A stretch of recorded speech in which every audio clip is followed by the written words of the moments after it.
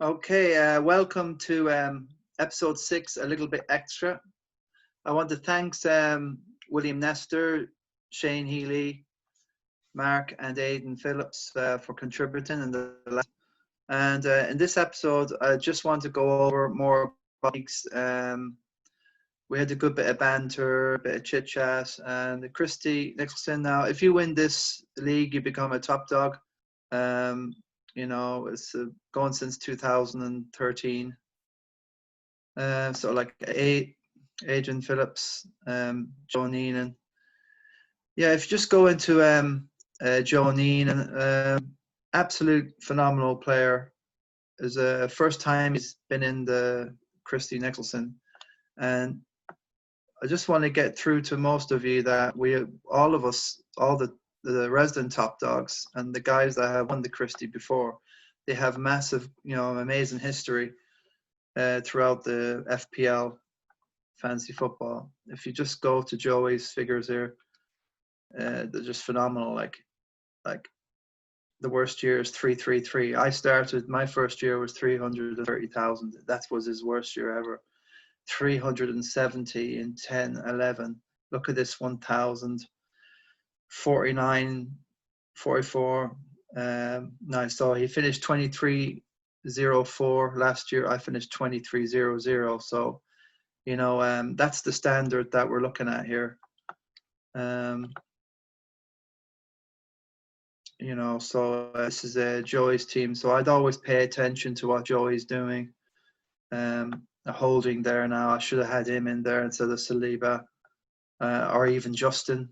That's just 15 points on the floor already. So maximum, as the guys are saying, they're going to keep an eye on maybe Ryan Fraser. We'll see if he gets into the rhythm at Newcastle.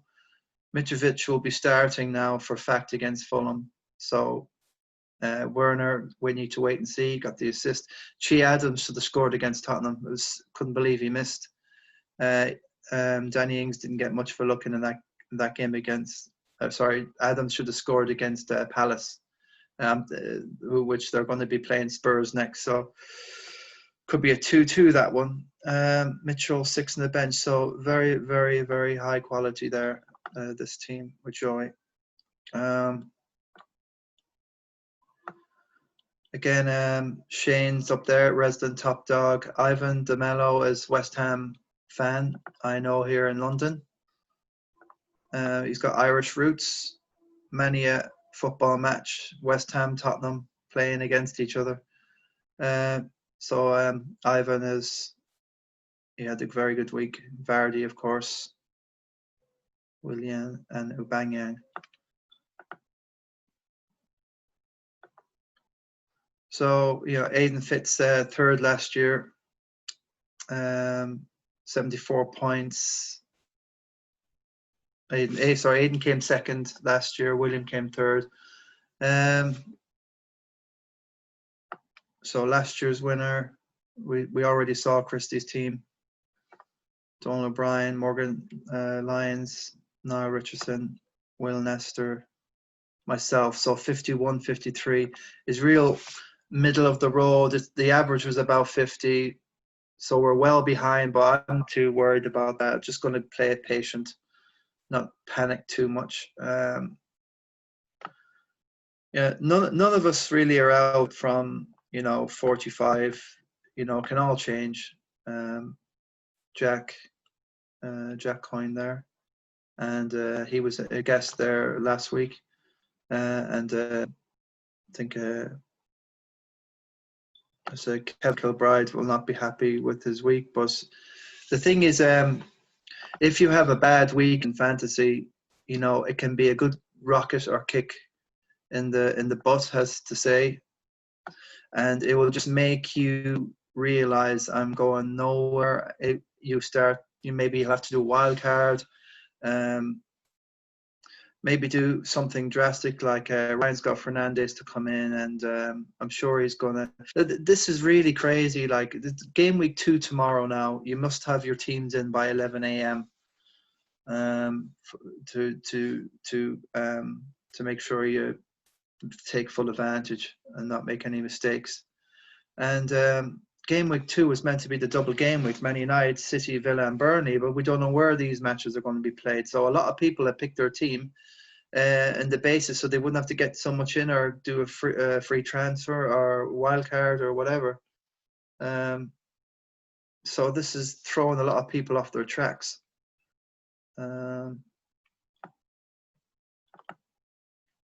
So like what I'm saying is there sometimes if you get a bad result, it can force you to just change and react, and you come back stronger. So it's not all over yet.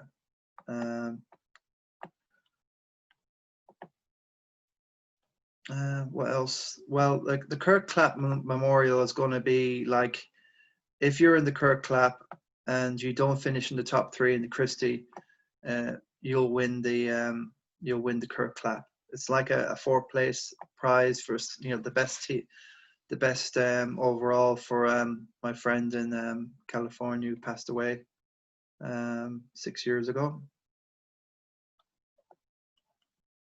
So nearly everybody in the Christie Nicholson is in this one as well. And lastly, the King of the Travellers. Again, it's only early days. Well, I managed to get 3 points. It was against Fergal Walsh. He was meant to be appearing, but I'm sure he'll come in at some stage, especially if Arsenal win 6-0 against West Ham tomorrow. As a Spurs fan, I'm gone all Arsenal, to be honest with you. That's the thing about FPL. You really do have to have no bias. As what William was saying in the main episode 6 today. You can't have any bias. If you let your heart rule your head, you're in trouble already. I should have had Holding in, Justin in. I should have went with anyone but Delhi. It's a real shame. I thought he had a good first half. He had a couple of chances and he got hooked. Anyway, so in the King of the Travellers, which I like, is knockout every week. So who's coming up next? I see Jason Coyne's in there and Jack. They're both in. So they were the results really. Will just got pipped by Morgan Lyons, good footballer. My best friend Dave Martin just held off Kevin there. Jason there just been losing out to Jerry Freely. Crinners, well, Joey Neenan. Tough ask. Double champion 2016. Lost out to Dara Healy. And myself just took out Fergie. There was nothing in it really. Got lucky there. Mark losing out to I think his brother there, Dermot. Christie Kilcourse, last year's winner, gets the 3 points. Aidan Fitzmars, second last year. Christie won it in 2019, and last year, as I keep repeating, I won it with Aidan second and Will third. So Aidan's going to take this massively serious this year. Adrian Phillips, of course, the top overall star man in game week 1. He hammers the average, which was 50, and Shane Healy dispatches Joey Fahey. So I really like this format, the King of the Travellers. If you're not having such a great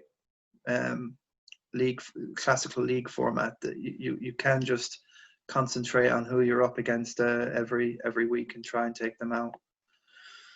So what's the story? I'm taking on Diarmid next week. Will and Shane, the battle of the resident top dogs there. Fitzy against the average. Christie with Jack Coyne. So that's just the 3 leagues anyway, round up. Let's see what's going on here. Any latest news?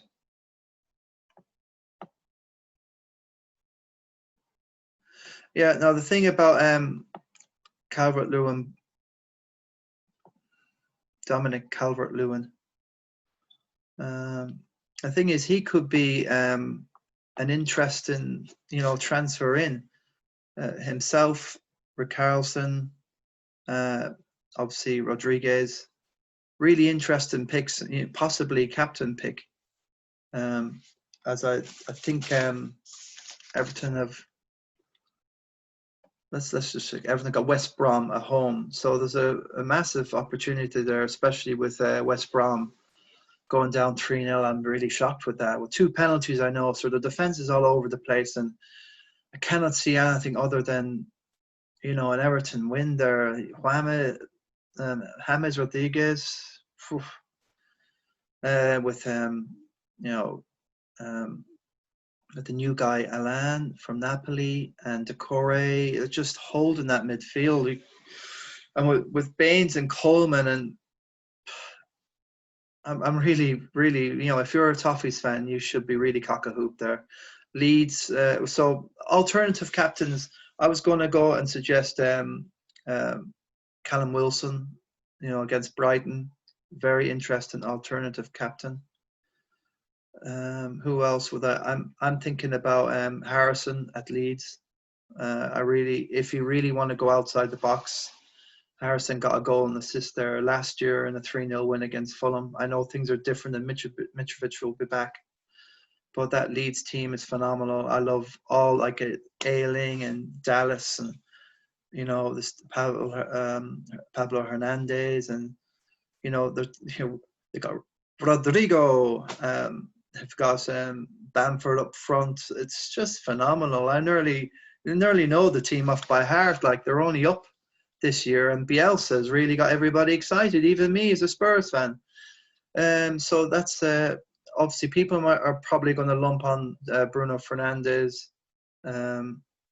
I really like Rashford. I think he's well rested for that one as an alternative pick as a captain. Obviously, everyone's gone out for Aubameyang. I have a really funny feeling about West Ham. I hope it's wrong, but I'm going to go with Aubameyang this week. Salah against Chelsea. There's just too many guys there. Salah, Mane, Werner. Lots of people have a massive combo, which is going tomorrow in one game. And I hate match days where half my team is in one match. I try to just maybe avoid captain and Salah or Mane or Werner for a match like that. Could be 0-0 or 1-1 or something. Leicester, Burnley now. Vardy with 2 penalties the other day. One of the guys tonight fancies Rodriguez to get him in. Leicester, I'd be really interested to see how good Leicester is with that, and to frank the WBA result. Are West Brom truly that bad, or were Leicester flattered? We'll have to see. Villa have Ollie Watkins now, who came from Brentford, and everyone's excited to see how this guy will start. He should be offer an awful lot more firepower than Samatta. Davis is there as a 4.5, but yeah, I'm really big fan of Jack Grealish. He's definitely in my team. The moment I find out about a double game week with Villa, or even just anything, Jack could score a goal tomorrow and his price is going to go up, and that's what I'm very worried about. I think Sheffield gone really off a cliff. They just weren't at it. The other day, I was really shocked. Against Wolves, they were 2-0 down within seconds. And then Wolves have got Man City, and of course we have no idea about what Pep's going to do. Who's he going to start? I'm certain Sterling will be thereabouts. But Wolves are a proper good team. I think this is going to be tight. really is. So that's why I want to hold off from going all in with Man City at the minute, just to see where they're at. And same with Man United. The guys were saying tonight, where are Man United at? We don't know about the preseason. The morale is a bit low at United. They don't know if Sancho's coming. If Sancho does come, then that will probably take over the Bale, Spurs, Madrid big story of the summer.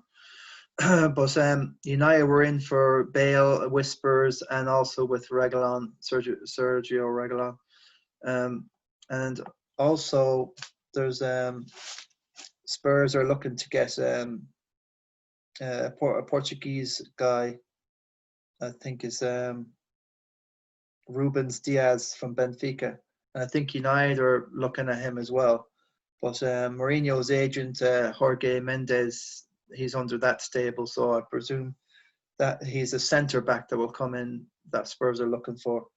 And the Spurs are looking for this guy, Bas Dos, a Dutch Eintracht Frankfurt player, forward. So Spurs will still want to do something, but they need to offload Danny Rose. He was meant to go into Genoa, but it looks like Zappacosta from Chelsea's going there now. And also you got Serge Aurier there and a few others, that are a little bit more surplus to. I don't know if Wanyama is still there, but there's a few that he needs to get, like Gazaniga as well.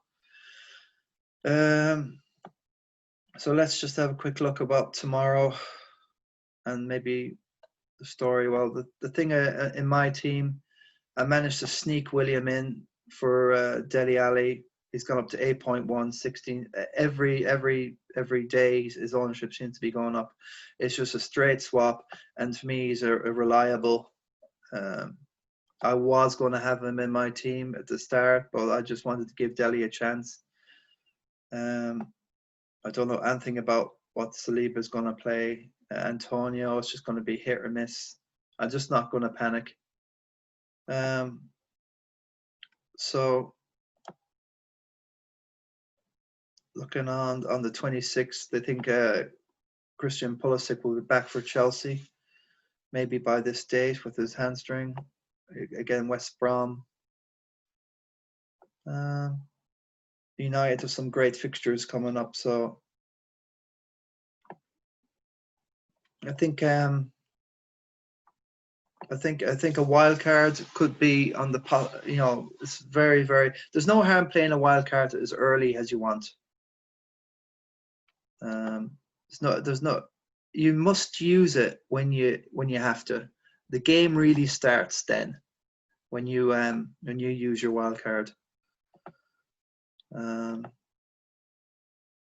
That's when all the tactical stuff and everything has to come in. So, yeah, just when you need a United player, you can't find any in the defenders.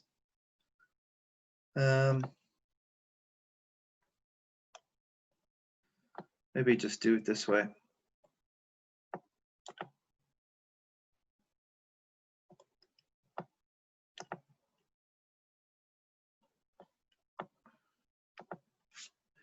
Yeah, Maguire is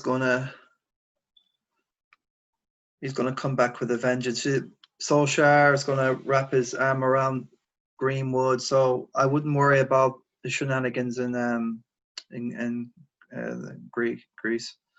So there, United's fixtures: a number 3 at home to Tottenham, a number 3 at home to Chelsea. I don't agree with these price index at all. They're absolutely insane. There's no way you get a 3 for United there. They're not 50-50 games. They're 50-50 games. They're not a gimme. I regard the 3 indexes, you're looking like a 60-40 to win that. And Everton away is not going to be easy. So all these games, even Newcastle.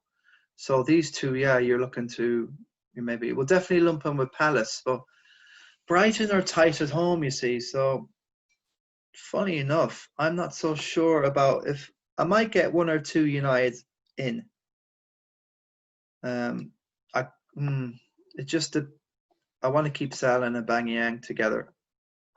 especially in,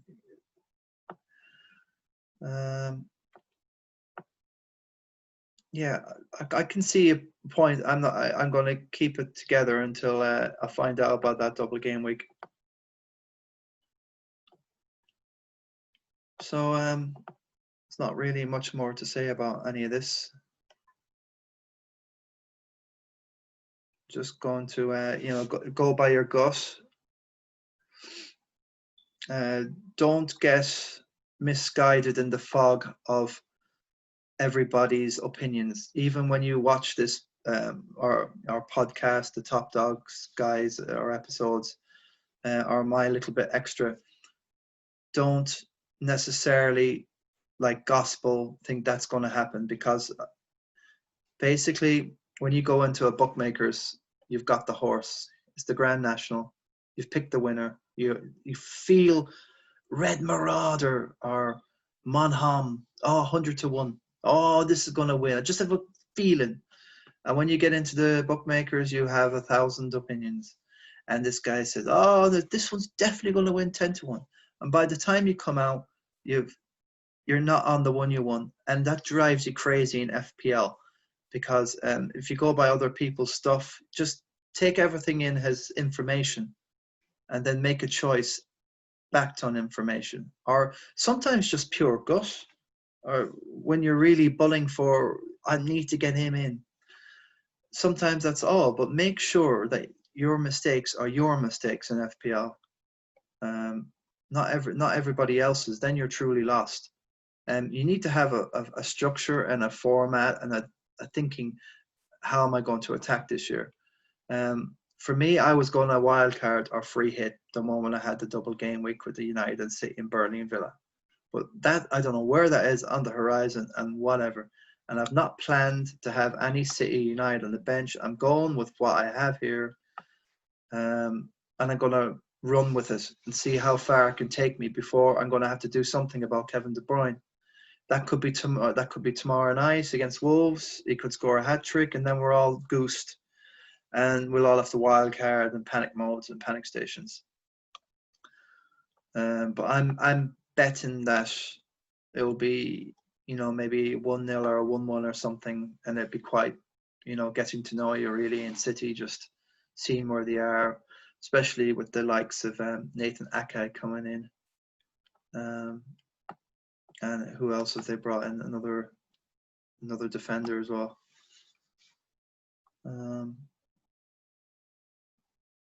So what else? I don't like to have too many from one team, obviously, in going in one match, like against Chelsea and Chelsea and Liverpool coming up next anyway.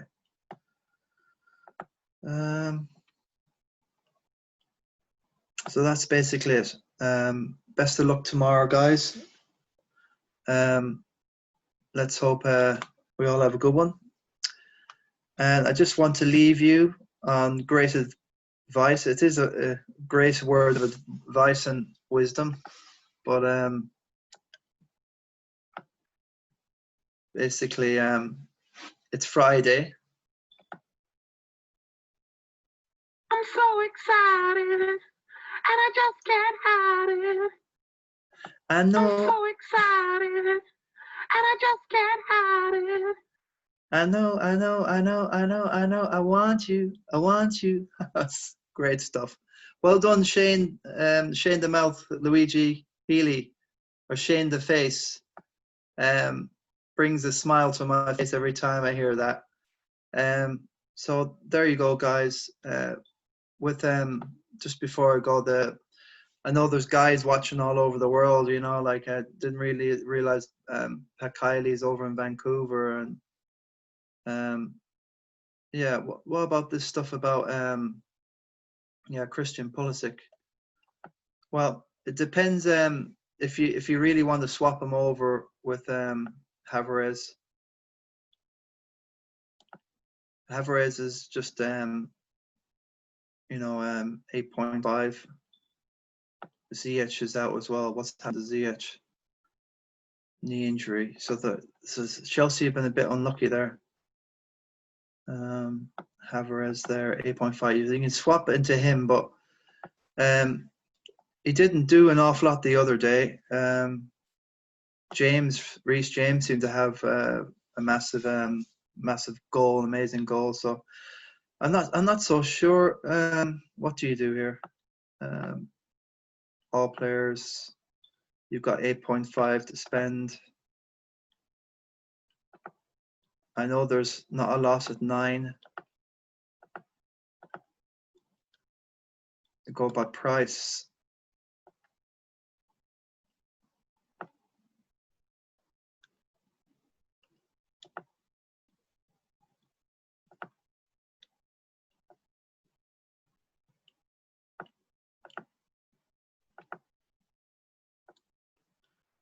So Havertz, yeah. So Mahrez could be interesting, but will he start? Oh yeah, another thing I forgot to say about Gareth Bale, he doesn't need to quarantine anyway because he's got an exemption as an elite athlete and he gets tested all the time, every day for corona, and he definitely won't be starting, or maybe not at the Southend game, or the Southampton game, but I can't see him coming on against Leyton Orient in the Carabao Cup on next Tuesday night as his debut appearance. I can't see it. He might come on as a sub, for the next Tottenham game. Who knows?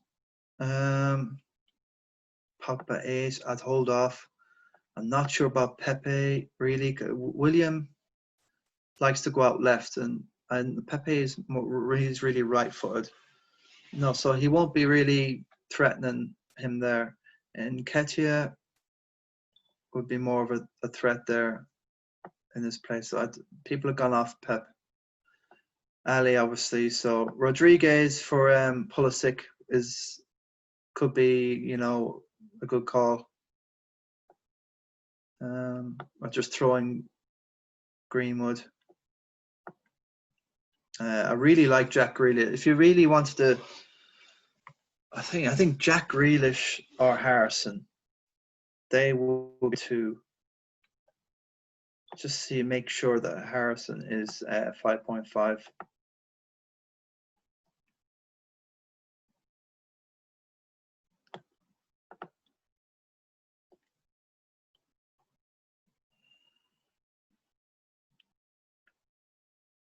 Maybe Harrison was 6.5.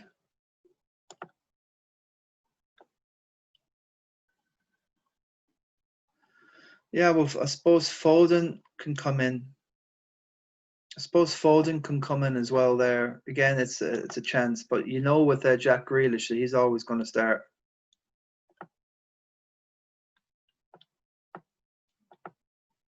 Yeah, so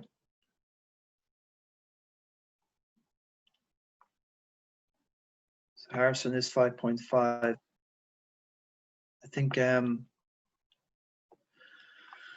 Okay, well, I don't necessarily regard Sheffield away as a tough one for Leeds. Okay, Sheffield have the experience, but Leeds have all the enthusiasm, and Bielsa won't have no fear of Sheffield United. That's not a 4 for Leeds. That's more like a 3. All these indexes have been updated since, it's crazy. They update these indexes, and I still don't know why they've done that. City should be more like a 5, but there you go, it's a 4. But after that, look at their games here. This is why I've got a couple of Leeds on my bench, and I'm really watching. I'm going to be gutted tomorrow if Harrison scores or does anything. I'm even right now debating, but I have to take a -4 hit because I've got Willian in. So I'm just going to hope that Dallas will do a Lundstrom this season and get up and down the wing. Ayling he scored 5 or 6 goals last season from the back. So definitely Leeds is definitely something to watch. So yeah, Fernand. So for me, Pulisic, I think I would bring in definitely Jack Grealish if he really wanted to be, take a chance on a differential.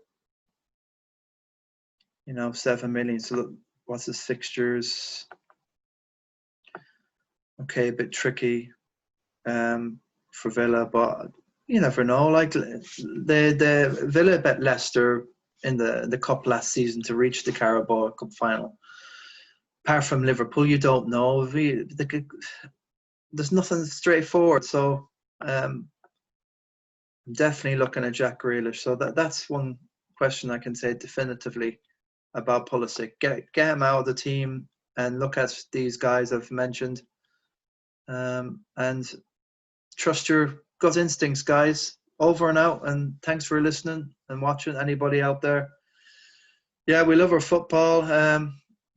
What I want to say is I have a lot of experience, writing football reports for the local regional paper, the Western People. I was a freelance sports journalist for a few years, over 100 published reports up and down the county of Mayo.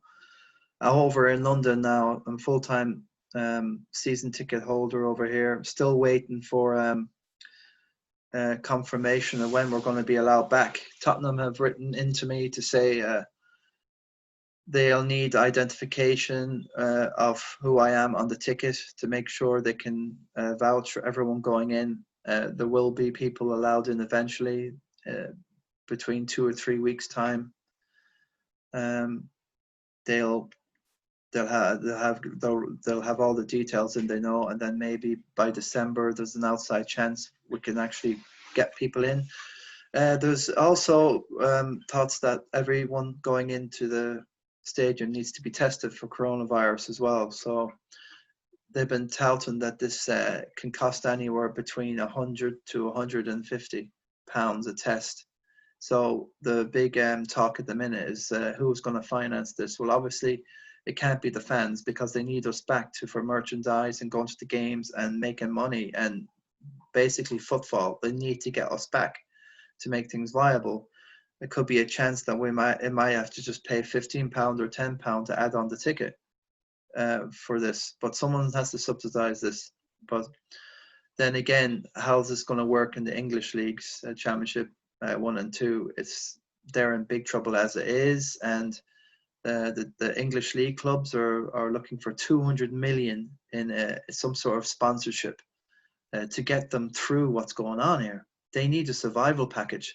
We've seen Macclesfield be liquidated by a judge last week just for £500,000 in debts.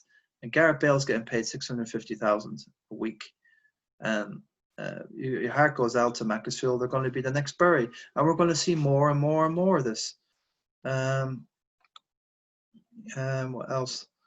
So the fans will then be sprayed as they're going in. So, and then you can't really shout too loud and stuff like that. And then Tottenham said that it's going to be done by fan lot. You're going to have to go on the ballot. And if you get picked out, you get picked out. So what else is going on?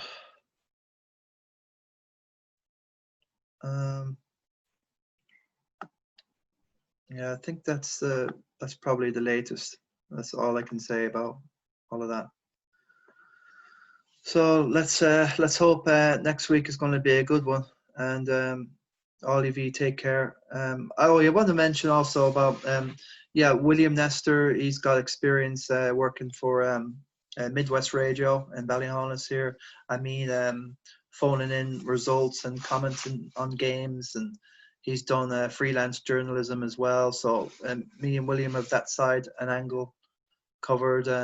Also the guys that we have, Shane and the two Phillipses, Aidan and Mark, have experience with Mayo hurling and football underage set up. So we have that angle covered. We've got the players as well. So just want to thank everybody for watching all this stuff that we're doing. We're going to try and improve as we get on.